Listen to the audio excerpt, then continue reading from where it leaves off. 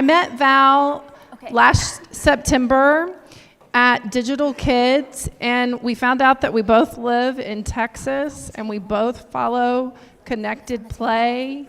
And I don't know anybody that works any harder than Valerie.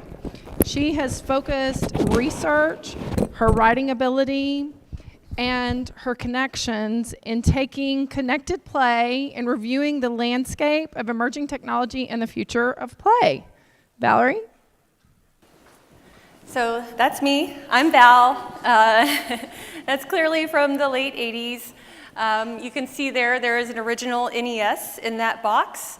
However, the gift that I'm holding is not an NES. It's a video game organizer. So super nerdy, and I guess I was meant to be working in Connected Play technologies and toys. Just a real brief summary on Collabsco. As Tanda mentioned, we really focus on discovering cool tech and trends, what's happening in the landscape, and using that information to help create collaborative partnerships and strategic partnerships, whether it be up-and-coming startups to big global brands. How can we help everybody create amazing experiences?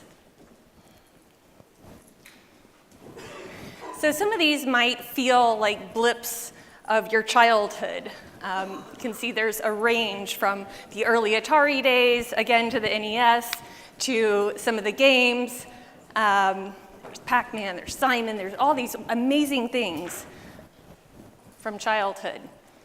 So do you remember when you were a child? It really, I don't know about you guys, but for me it wasn't about, is this technology, is it toys? It was really just about having an amazing experience. There were ways for you to explore the world. There were ways for you to kind of create other worlds and explore them. And so really today, kids are doing the same thing. They're living a more connected world, and they really expect these connected experiences. When we talk about connected experiences, what is that? What is connected play? And really, you hear a lot of definitions out there. You know, a lot of people think it's IoT, or it's Bluetooth, and it's Wi-Fi, and it's really scary, and it's really dangerous. But it's really more than that. Really, our definition of connected play is a way that you interact with the physical and digital world. And there's loads of different technologies out there. So here are some a few. And actually, this chart is something that will evolve. You can see from the top there, we have Internet of Things, artificial intelligence, robots. There's augmented reality, virtual reality, ed tech, how kids are learning in new ways in schools with new technologies. There's makers, the whole maker movement, and how are kids using things like Raspberry Pi to create their own games. There's wearable technology, so how can kids connect or gamify their fitness abilities. There's social, so there's things like the Lego product that has basically you can build and share and play. There's NFC, RFID. You're seeing more and more of those experiences coming out. So NFC, for everyone, that's near field communication. And that's basically when you can tap and touch experiences. Voice assistants, I don't think any of us can go a day if you're at the Consumer Electronics Show without hearing about Alexa. And if she's in here, she'll probably answer me. And then data over sound. So data over sound is a technology, it's an old technology, but we're starting to see it more in new ways. That's basically using sound as a barcode. So if you imagine, there's actually one of the innovation awards called Snowshine by Immersive Play. And Snowshine is a stuffed companion. And whenever a specific television program comes on, Snowshine comes alive, and it can interact with Alexa, can interact with YouTube as well. Oh. So here's some really, really big numbers, and hopefully everybody in the room likes this chart, because if you're working in technology, you're working in connected play, or you're doing any kind of connected entertainment experience, these are really big numbers. So according to Juniper, as of last year, connected play was around a $6 billion opportunity. There's projected a 200% growth. So in 4 years, now we're in 2019, in 4 years, that's going to be estimated an $18 billion opportunity. So lots of opportunities for people creating, experimenting with these new technologies. And here's just kind of a snapshot when it comes to connected play. We're seeing growth in North America first, Western Europe, and the Far East and China. And then lastly, this looks a bit like an eye chart, and I have to tell everybody here, I still have, I think, 25 to 27 more companies that I'm still working on mapping out here. So if you're working on a connected experience, please let me know. If there's companies you know about that you feel like should be on this chart, please let me know. But what this is it's the connected play landscape. And we've basically mapped out all those technologies we just talked about a moment ago. So starting from the top, we have IoT, AI, robots, AR, VR, ed tech, makers, wearables, social, again, that NFC RFID, and then voice and sound. And I'm still kind of experimenting with that voice and sound category because we are seeing things like voice assistants, obviously, and how Alexa's helping create these really great voice board game experience or voice storytelling experiences. But we're also seeing things like that data over sound technology that I mentioned to you. And there's a couple of them that I've seen in the market. Snowshine, that product I mentioned to you guys about, and one called Beat Bugs. But I think there's going to be a lot of growth with that tech. And so, yeah, these are basically, as you can see, mapping the physical and digital world. Now, what I'd like to do now is to invite some friends on stage. And we're going to have a conversation about the connected play landscape. One, we're going to talk about how these companies are driving innovation in their space.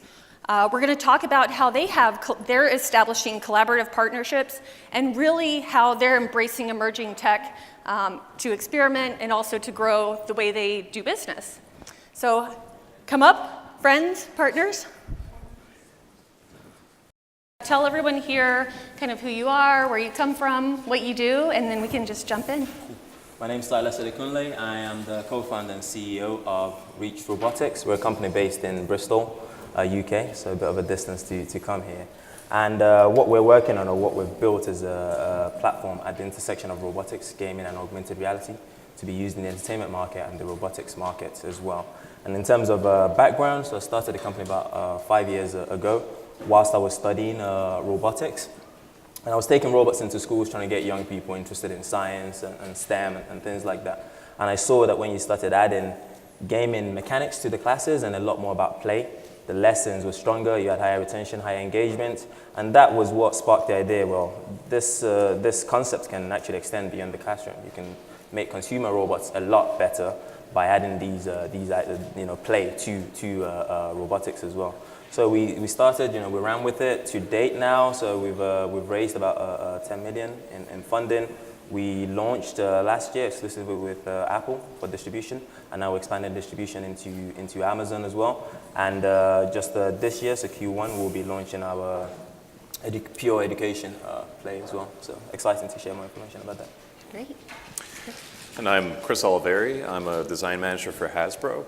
And I work on an integrated play team that specializes in this area of really play evolved. And we've put out such experiences using AR platforms for Play-Doh Touch and our Marvel Hero Vision Iron Man experience, but also using technologies like NFC for drop mix, a connected game, and other app-enabled experiences. We've taken the old toy and play world and really not look to change that, but we've looked to evolve the heart of play and find meaningful solutions and products to integrate that in a really open, consumable way for people to easily start to play in this world of integrated tech. Hi everyone, I'm Matthew Evans. I'm the Executive Vice President of Digital New Business for Nickelodeon, the family, kids and family media and entertainment company. In that role, I lead digital strategy as well as an organization that develops and operates our portfolio of digital products, which includes our TV Everywhere apps for channels like Nick and Nick Jr., our mobile games, our direct-to-consumer subscription service called Noggin, as well as the work we are doing through partnerships and our own development around emerging technology. I'm Brett Walker, and I'm the co-founder and CEO of Electronics Incorporated. And Electronics at its heart is a materials development company, so we do advanced materials for a number of consumer electronics and other electronic devices, but we also own and house the consumer product line Scribe. And Scribe is a really fun educational tool because it gives kids the ability to draw and prototype circuits instantly on a piece of paper just by using a rollerball pen as a tool, using our own non-toxic conductive ink formulation. So that opens a lot of avenues in both educational as well as retail outlets. And we have a number of kits sort of centered around this pen on paper motif. Cool, thanks you guys for the intros. So I guess kind of starting with you, Chris, you've obviously worked on a number of connected play experiences. With Hasbro, I understand you guys have experimented with wearables, with AR, with IoT. Oh goodness, not robots yet. Well, we've got Furby. Furby is a furry little robot. That's a great point. It's a great point. You forget. And obviously the cool stuff you guys are doing with Nerf. So with your perspective, I mean, how do you see the landscape? You know, tell us a little bit, you know, one, having experience with working with those different technologies and how you see the landscape in general. I think right now, designing for kids is very interesting because you know that they can get there pretty quick, but there's some education as you look at getting the parents as a gatekeeper to know what they're getting and know what they're buying into and know that, you know, there's really a lot of depth to this play and it's beyond kind of a consumable product that they would expect in that aisle. So as we make these experiences, I think we have to be really choiceful on how we integrate them and if it really does bring something meaningful and not just, you know, an app for the sake of having an app or for a call out. But to me, there's a lot of checkpoints that you have to have in development of play testing and making sure that it's meaningful and it's giving value to the consumer. Because sometimes, you know, it's very alluring to have all this great tech and you want to put it out there and you want to get it in front of people. But you just always need to be testing, you know, is it worth the time and effort? Is it bringing something new? Is voice bringing something new to this board game, or is the kid just going to override it and disregard it in general? They're very easy to read, children, when they play. You can see it on their face. If they're not leaping for the experience and going crazy and fighting with their brother and sister, then you probably need to rework something. One of the things I actually noticed here at CES, I was going through, because I work with a bunch of different companies and products and testing different products, and I was going through to test some products, and I was like, where are my apps for this? Where are they? I can't find them. So as it turns out, my 9-year-old, he liked some of the products so much that he put them in his, you know, digital toy box or his games folder. I'm like, oh, okay. Well, so that's a clear sign that we're gonna have to talk about sharing, but ultimately that he really liked those experiences. Yeah, it's that sense of ownership is fantastic, but there's nothing so heartbreaking as when you go deep on software and a lot of upfront, and then play test it at the end, and you feel like you've got a dud. Oh. And then Matthew, from your perspective, you know, at Nickelodeon, you guys have had a lot of first, right? You were like one of the first, if not the first, having Alexa skills back in 2017. You've had interactive TV, right? Going into esports. So could you share with us about, you know, how are you guys, you know, I guess there's a perception of big companies move slow, but clearly Nickelodeon isn't. So just kind of share with us, you know, about those opportunities and how they came about. Well, I think, you know, for us as we look at new opportunities and try to decide what we want to go after, I think there are three things that are important. One is to just be attuned to the landscape, see what's going on, come to things like CES or South by, and really get a sense for the landscape. Second is to really begin to look at your customers and see how they are adapting and evolving to that technology. And then third, understanding what your capabilities are and how they apply to those first two things. So that's really the framework that we look at, and we use the Nickelodeon's mission to make the world a more playful place as a lens to begin to determine where we want to place some of our bets. So with that, and through conversations with our partners at Apple and Google and Amazon, we're attuned to the products that they're going to be coming out with and actively engaged in conversations, so we know where we want to begin to put some of our effort. So things like the Alexa skill, we had been sort of watching the space, and it was clear that not only were devices being sold, but we could tell from our own research that kids were really enjoying that interaction with a voice. And so when Amazon came to us and said that they are going to be launching their kids section with verifiable parental consent, we said, okay, this is our opportunity to step in and see what this experience is like, because we felt that we could bring our characters and our IP to that platform in a way that was going to add value to our audience. And we learned a lot about what it takes to create an experience on that platform, and how much, obviously, sound and soundscape is key to creating that narrative world on that platform, and how kids use it and how they use it with other kids in the room. So for us, it was a great learning experience, but understanding when you want to jump in is really about keeping your eyes open and looking around. Thanks. And then Silas, similarly, being first, or one of the first. The first. We'll take it. Yeah. Okay. AR gaming robot. So, share with us, why an AR robot? Why gaming? Give us a little perspective there. So it started with the robot, and obviously we live in a world where a lot of digital experiences are here. How do you compete with that? How do you create something that can rival those experiences or even be better than that? So when you have a physical robot, you have to carry it around and show it. I think that's the best way to get that across. So we started with this robot, and especially today, I think the physical experience, if you're going to compete, it needs to be unique. It needs to be amazing. So you really, really need to focus on that. So we started with the robot, so you've got a lot of character, a lot of personality built into it.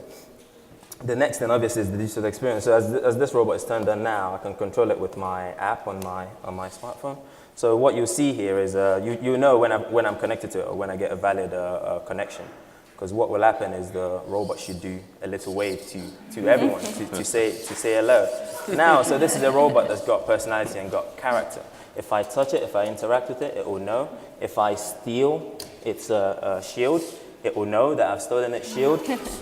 And if I'm going to do something really terrible here, if I steal its leg, rip him apart and I put him back, it should know if the leg's working, be happy about it. And so, you have first of all, we're really focused on that physical experience. As I'm talking now, if I don't interact with it, it will eventually fall asleep. And just like, if you're falling asleep on the train or something, you might startle yourself back awake, or if it's really gentle and I kick it, it will startle itself to back to life as well. So we try and have a really great physical experience, and we built this as a platform. Mm-hmm. Next, then, you can't ignore the digital world. We went to the mobile phone. We wanted to allow people to control the robots using their smartphones or tablets to be able to have access to the digital world as well. So, and that's where augmented reality comes in, being able to extend that experience. What people can do with this robot is, you've got, you can play, you can battle with other people, but you can also learn to not only code with the robot, but also creative skills like stop motion animation. So if the robot is asleep, we can put it in a sleep state where you can move the legs and start to create your own animations as well, and share that with other people online. So it's a platform in that sense, and that was what we wanted to do. How do we seamlessly integrate the physical plus virtual in a way that, that really combines the best of both worlds. And then the last point of that is, we started with the entertainment angle. When we started out, so it's falling asleep now, I might startle itself awake, it's gone to sleep, so if I give it a little nudge, it's gonna, so that was a bit rough, they're gonna remember that when they become sentient one day. So, how do we seamlessly integrate the physical plus virtual world? But we also started as a platform. So the vision was, to create products that entertain, inspire, and educate using robotics. That's a really, at the start of it, that sounds like a really challenging vision to own. And so we started with really focusing on entertainment value, making sure it was fun as much as possible. And that should then create opportunities to get them to ask why, to inspire them. And then ultimately, we can then segue into education. And if you look at the story of our company as well, so we started with entertainment, gaming robot, never been heard of. So we started with that. And now this Q1, as I mentioned, we're now going to be taking all of the educational parts of that and launching it as a standalone. Because when we showed this to teachers, they were blown away, they were amazed. But they said, the kids are going to have too much fun in the class, and we want to remove some of the gaming side while still keeping the best side. So we can do that as well. And so that gives you that overview of, why create a gaming robot? How do you compete in today's age where, the physical experience is still the most real that you'll get, but how do you make that relevant in a world where digital is also really important as well? I'm going to come back to you in a moment on your education aspect, because I think everybody here wants to hear more about that since you've launched that at CES. But speaking of education, I did want to jump in with Brett, because at Circuit Scribe, you guys work a lot with the schools, right? And bringing technology, and share with us a little bit about your partnerships or how you work with schools and kind of bringing that magical connected experience, not only to consumers, but to education. Yeah, no, thank you. And exactly the same sort of verbiage I've heard, sort of to engage and inspire, is what we've seen a lot is STEM education is really picking up. I mean, that's a phrase that's used very commonly now.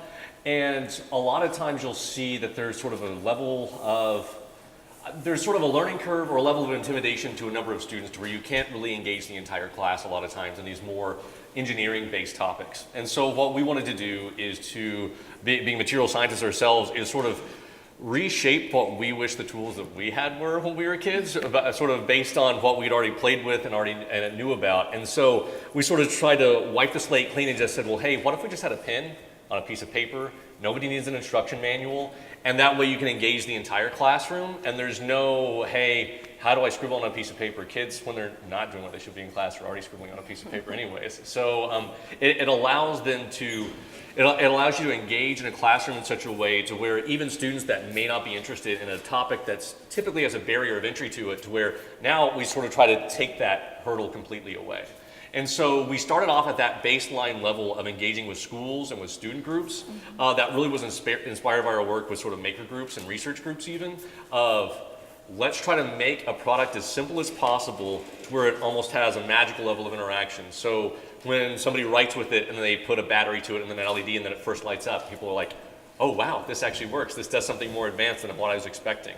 And so we try to approach the market from a way of, how do we really engage students in what we feel like is a national narrative now that's extremely important as far as increasing STEM involvement and engagement, but how do we do this in a way to where we aren't immediately leaving half the populace behind or 75% of the populace behind, because it's already a topic that's going to be viewed as a little heady or a little nerdy, and a lot of people are just going to disengage up front.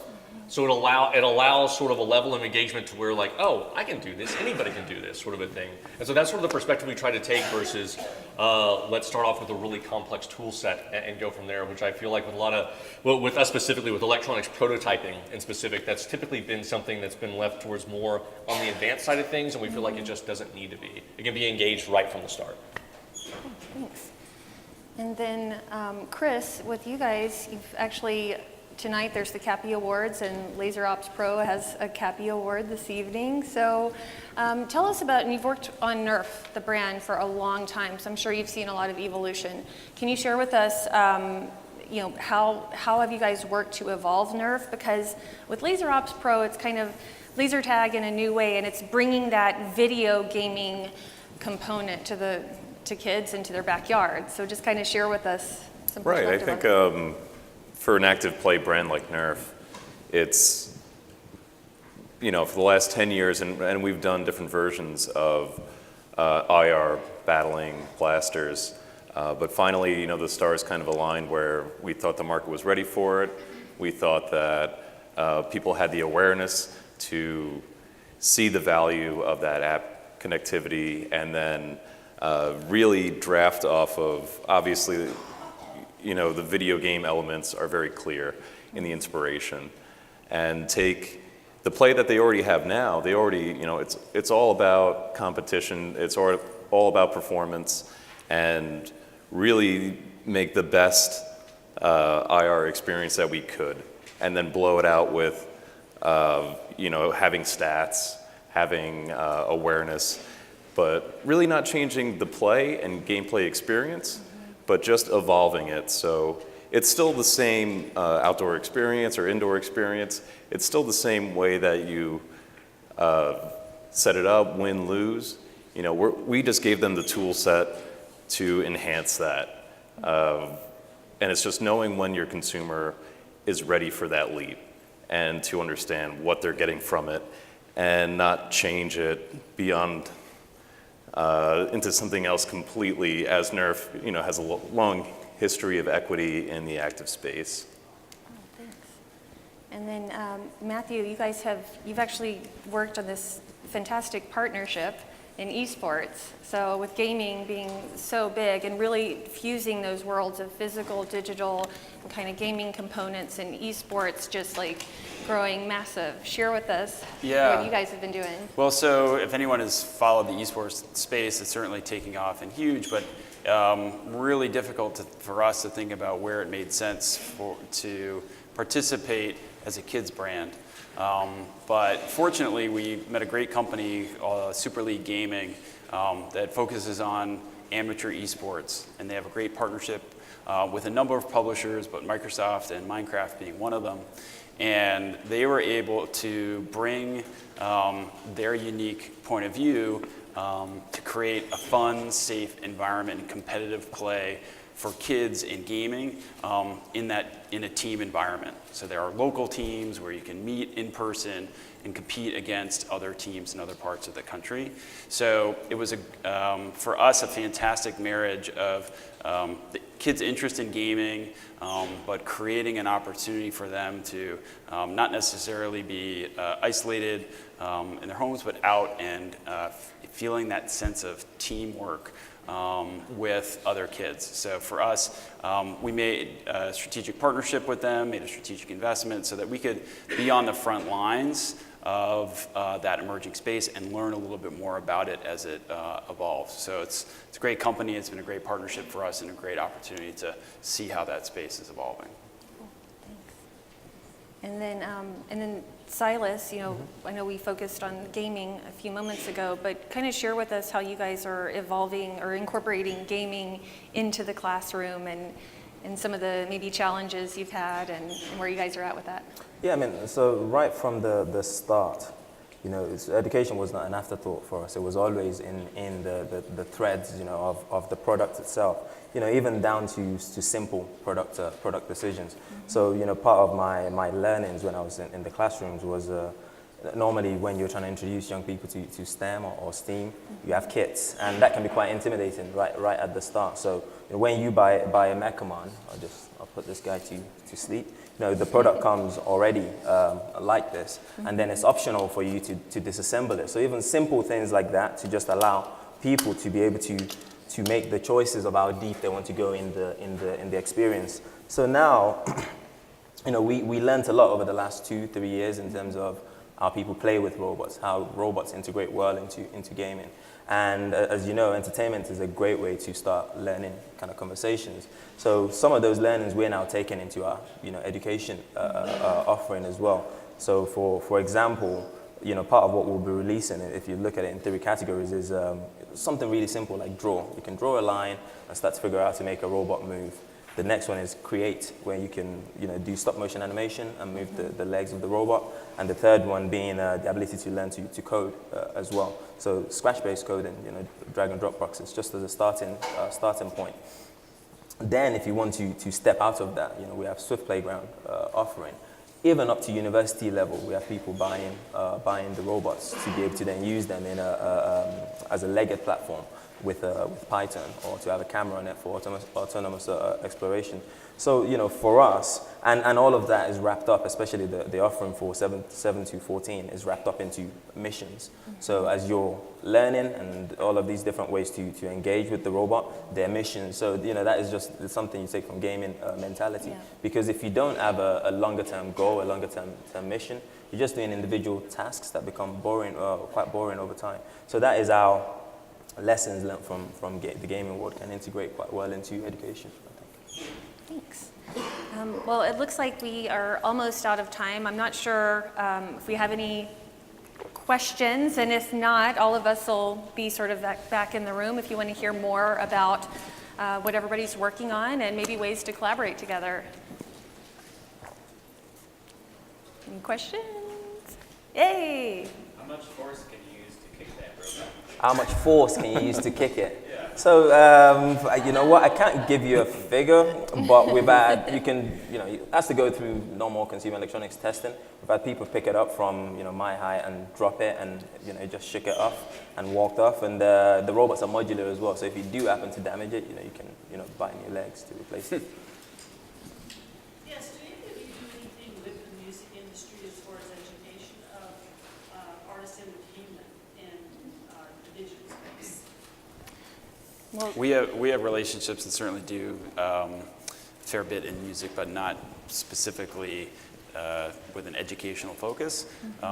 Although a lot of our preschool programming has music in it, so there's educational components to it. So there's some. We've done drop mix, a music mixing game, but it's more EQ than IQ. Yeah. So it's pop and rock and roll. You got hip-hop. all the genres covered. All genres for music mixing, music mashing. Explicit. Expl- No, 17 and up, right? Some of it?